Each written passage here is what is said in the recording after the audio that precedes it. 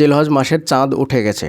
আমাদের চিরকাঙ্ক্ষিত কোরবানির চাঁদ জিলহজ মাসের চাঁদ উঠে গেছে। 2026 সালের মে মাসের 17 তারিখে জিলহজ মাসের চাঁদ সৌদি আরবে দেখা গেছে। আর আমাদের এখানে মে মাসের 18 তারিখে চাঁদ দেখা গেছে। ইসলামের নিয়ম অনুযায়ী মে মাসের 18 তারিখ সন্ধ্যাবেলা থেকে জিলহজ মাস শুরু হয়ে গেছে। অর্থাৎ যখন চাঁদ দেখা গেছে তখন থেকে জিলহজ মাস শুরু হয়ে গেছে। যারা আমল এবাদত করে নিজের গোনা খাতাকে ক্ষমা করে নিতে চান বা নিজের দোয়াকে কবুল করে নিতে চান, তারা আজকে থেকে শুরু করে দেন। বিশেষ করে যারা জিলহজ মাসে সিয়াম পালন করতে চান, রোজা রাখতে চান, তারা 19 তারিখে সেহরি খাবেন। জিলহজ মাসের প্রথম 9 দিনের সিয়ামের অনেক বেশি গুরুত্ব, তাই আপনারা অবশ্যই জিলহজ মাসের প্রথম 9 দিন সিয়াম পালন করবেন। আর আপনারা যদি জিলহজ মাসে দোয়া কবুল করাতে চান, তাহলে জিলহজ মাসে দোয়া কবুল করানোর জন্য আমরা বিস্তারিতভাবে ভিডিওতে আলোচনা করেছি, সেই সমস্ত ভিডিওগুলো দেখে আসবেন। সেখানে আমরা জিলহজ মাসে দোয়া কবুলের জন্য কি কি আমল করতে হবে, কখন করতে হবে, কিভাবে করতে হবে, সমস্ত বিষয় আলোচনা করেছি। আপনারা আমাদের চ্যানেলের ভিডিও লিস্টে যান, ইনশাআল্লাহ সেখানে সব ভিডিওগুলো পেয়ে যাবেন। আরাফাতের দিনে কোন কোন আমল করতে হবে সেই বিষয়ে একটা ভিডিওতে আলোচনা করেছি।